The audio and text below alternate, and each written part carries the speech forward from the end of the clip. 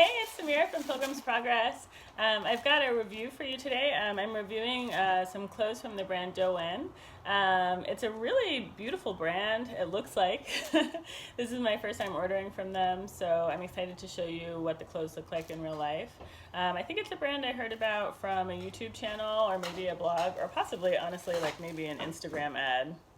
They will get you on those. But it has a very kind of hippie vibe, but it looks like quality made stuff. And I love a flower girl vibe, so I don't know how wearable that will be, but yeah, I ordered a couple of blouses that I thought might be fun to wear tucked into jeans and stuff. So I'm really excited to open that with you today. This is the package that it came in. It's like very simple, but it's got like a really cute, I don't know if you can see it, it's got like a really cute like stamp kind of thing.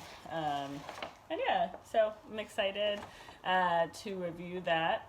A thing that I always search YouTube for, like when I get interested in a brand or something, I like to search for reviews and try-ons to see kind of what it's like in person, so that I'm not just having the hype, you know, in my mind it's going to be the perfect piece or whatever, but I like to see what it's like in real life. So I wanted to share with you something that I found in my quiet time this morning, which I was like, oh, this is really cool. It's kind of like God's definition of what he provides, and I was laughing that it's very much in line with the concept of minimalism. So it's in 1 Timothy. So it's in 1 Timothy chapter 6, and it says in verse 17, it says, "Tell those who are rich in this world not to be proud and not to trust in their money." So being proud, basically, it's kind of like hubris, where it's basically just preferring your own way to God's way. So that's something that we can all obviously be guilty of. But it's basically like just when we want to do it the way we want to do it. And so it says, tell those who are rich in this world. So I think about that in terms of obviously money, but also just currency. Those things that people like and enjoy, that allow us access, that allow us to get things that we want. If we're rich in those things, if we're able to kind of obtain the things that we desire, whatever we use to get those things. Tell those who are rich in this world not to be proud, so not to be stubborn and insist on doing it your own way, and not to trust in their money. Don't trust in the things that give you that access, which will soon be gone. But their trust should be in the living God, who richly gives us all we need for our enjoyment. So I love that. I was like, oh, it talks about how God gives us all we need for our enjoyment. So that definitely references back to Matthew 6, which talks about how we shouldn't worry, but seek first God's kingdom and his righteousness, and he'll give us everything that we need. So even in the Matthew 6 passage, it talks about clothes, it talks about food and drink, it talks about kind of all the things that we desire to spend money on, and it says that God will give us those things when we seek him and when we seek his righteousness, like his word, seek to know him. I think it's really interesting that it defines need here. It says gives us all we need for our enjoyment. So that's where I was thinking that it really lines up with the principles of minimalism, which is kind of about really enjoying the things that you have and buying less things but better things and using them. So basically just having what you need, but having the things that you need be of good quality, be things that you enjoy. So that's what God is saying here, is that he gives us the things that we need for our enjoyment. So it's not supposed to be a life that we don't like. You know, it's a life that we enjoy, and these are things that we need, just basic things, you know, like we need to wear clothes, but it could be something that you enjoy. I appreciated that.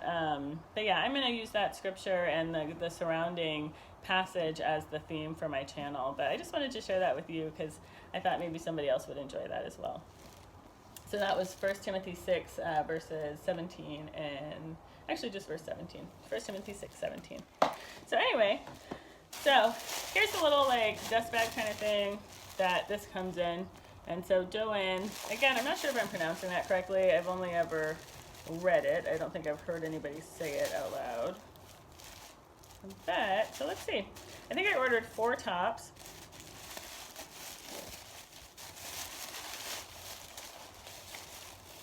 And so it's got, oh, that's cute.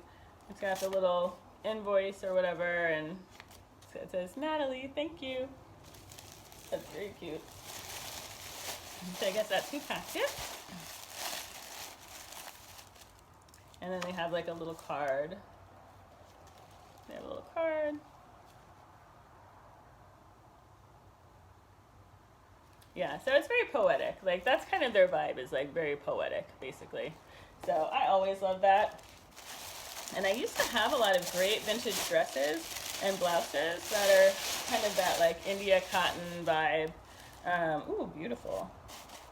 You know how part of you is hoping that you just don't even like the stuff, so you can just be like, okay, bye. But yeah, this looks really nice so far. I'm gonna open the paper on all of them and show them to you. But yeah, before I became a disciple, before I studied the Bible, ooh, that's gorgeous. I had a bunch of like, I just had a lot of clothes, because that's always been kind of my go-to when things are tough in other areas, is just to buy a lot. But yeah, before I became a disciple, I was trying to kind of change my life, and I got rid of everything that I had. So, you know, if I had studied the Bible, I would have seen that, like, I didn't have to, like, be so extreme. But that was my idea of how to repent of over-shopping, overspending, was just to get rid of everything. I didn't allow myself to buy anything for a year. I basically just had, like, jeans and t-shirts, and I basically was just kind of, like, punishing myself, trying to, you know, I don't know, trying to make myself better. But anyway, so that was a long way around saying that I had a collection of like very beautiful like hippie dresses and blouses, and this reminds me, these kinds of things remind me of those. So this first one, I'm just going to do up the buttons. The buttons are undone on this first blouse. But this is the rose blouse. So it's, I believe it's 100% cotton, I'll check it. And it's like a very batwing wide sleeve with like a little ribbon tie and a ruffle sleeve. So I think that's 100% cotton. It's got some shirring at the back yoke there, and in the front, and it's got like a little ruffle collar. So that's the rose top in the blue wildflower print. Okay, this is the bee top in prairie blue, and this reminds me of a top I had from Urban Outfitters like a billion years ago, that just was like a very great scoop neck. So this is like a great basic, but very pretty. So it's kind of like a half sleeve cotton Henley top. And then this is the rose blouse, which again is unbuttoned. I don't know if that's intentional, but it's unbuttoned there. This is the rose top in the yellow wildflower, the mustard California wildflower. So that's the same as the blue one, just in a different print. And so these are both, I don't know if you can tell on camera, but these are both slightly sheer. But they have like a nice feel to the cotton. It feels very, not quite silky, but it just feels like a quality cotton. It feels like it's, like it would last, you know, like it would get better with washing and be really pretty. Ooh, I love the color of this. This is the Aldine top in fur is the color. It's kind of like an olive brown, like an olive tone. That's gorgeous. This one is also unbuttoned. I don't know why they do that. That's interesting. I'm not sure if that seems like an oversight, but I don't know. Perhaps it's a styling suggestion. This is the Aldine top. This is also slightly sheer. It's very oversized. It's like a poet blouse kind of thing. And it's got a little button on the cuff there. What is this called? I don't know, but there's no collar. So, okay. So I'll try these on for you and come back. Okay, so this is the Aldine top, and this is in a size medium. So I'm just wearing it with my LL Bean double L classic, sorry, my LL Bean double L classic men's jeans. And this is what it looks like. It's like very billowy, and it's very light. This one is actually a cotton viscose blend. I think it's 52% cotton and 48% viscose. And it says dry clean only. This is what it looks like tucked in. Back to the dry clean only. I don't personally ever dry clean my clothes. It's just money that I don't want to spend, but I will hand wash. And my mom just taught me to hand wash stuff with regular like dish soap, you know, not like dishwashing detergent, not for a dishwasher, but like Dawn or whatever, Palmolive or, and that, I've never had a problem with that. So I just wash them in the sink on cold water with dish soap. So that's how I would wash this as well. There are certain materials like rayon and viscose that you have to be careful of because they do tend to shrink.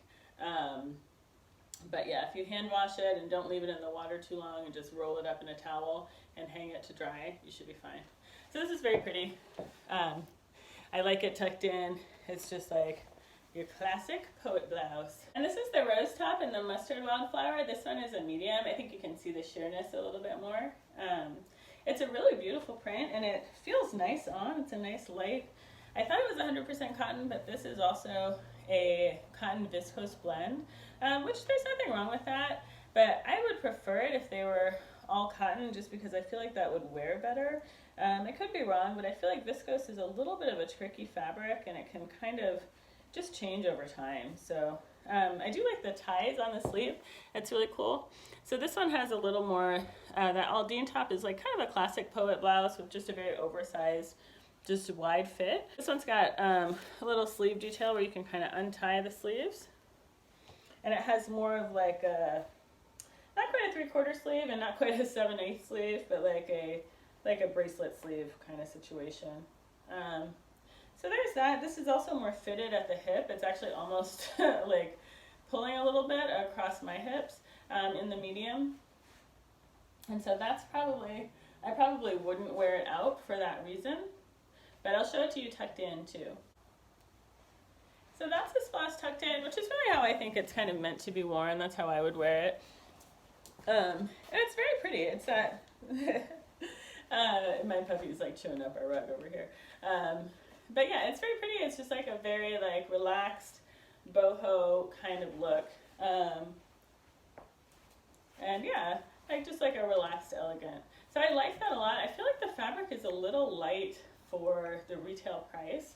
The retail price is like, I think it's $138 or maybe $148. One of them was $148, one of them was $138, which isn't like crazy, but that is expensive in my world. So I don't know, I think that this would be something, if it's very much your style, it's probably a good investment. If it's something that you think is just kind of cute, I'm not sure. But I do think that like this kind of print, actually you could get a lot of wear out of because it's neutral enough, it's a small print in a neutral color that I don't think it's like so noticeable that people would notice if you're wearing it over and over again. So yeah, so that's the rose top and the mustard wildflower print. And I'll show it to you in the blue too. Okay, and here's the rose top in the blue wildflower print. And this one I got in a size large, which at the time I was like, oh my gosh, it's gonna be too, I thought the large was a bad idea, but because of the cut at the bottom, the large would probably be the size that I need. So for reference, I'm like a size 4 to 6 on top and like a size 8 probably on the bottom. So this is how the size large top fits my hips, which are maybe even like an 8 to 10, but like it's not gonna fit over your hips if you're bigger than a size 10 on the bottom, I would say. And then the shoulders are more fitted on this style, and the shoulders really fit me pretty well on the large as well. And as I said, I'm like a size 4 to 6 up top, but I do have fairly broad shoulders, so I would say if you're like a 6 to 8 maybe, or maybe even like a 10 or 12 without big shoulders, but these aren't going to fit like a hugely wide range of body types, even though they are like an oversized cut. So that's to consider. So let's see this one tucked in too. Okay, so that's what this one looks like tucked in. I think this is my favorite of the three like more romantic poet blouses. I like the little buttons down the front, and yeah, it's just a really pretty color. And it's got like a little ruffle around the collar too, around the neck, and shearing at the shoulders. So I like this. It's very pretty. It's a good version of what it is. Yeah. For me, there's like a wow factor that's not there that I thought would be there, and I think it's in the fabric, honestly. because when I do see these kinds of blouses, like vintage, I do get like a wow feeling, you know, and it's because a lot of times the fabric is so beautiful, and it's usually like an 100% cotton that it has worn really well. So these are made, sorry. So these are made in India, and it's Indian cotton, I assume, but they just don't have the, doesn't quite have the substance of like the vintage version of these, but it is a beautiful blouse, and you know, I'm just trying it on right now, so maybe it would wear really well too. But yeah, I think that for me is like the one little piece of the pie that's missing a little bit. But yeah, it's a beautiful blouse, and I like their whole vibe. So I'm gonna try on the more fitted one too. And then this is the Bea top. I think this one is 100% cotton, and it's just lovely. Like, it's a very like beautiful basic. It's very, very wide cut across the chest here. Too much so for me. This is what it looks like tucked in. I think it's really cute. It's a really nice basic. It's very short cut as well, which I don't mind, but just to let you know, it is like a shorter cut. I do think it's a really cool basic. It's like basically like just a very pretty like hippie basic, something that you kind of just want to already have in your wardrobe. And I realized that it makes me think of like Free People, like old school Urban Outfitters, and I think that's a good way to describe this brand, is it's kind of like an independent, woman-owned, ethical, like Free People kind of situation, you know, which is like super awesome.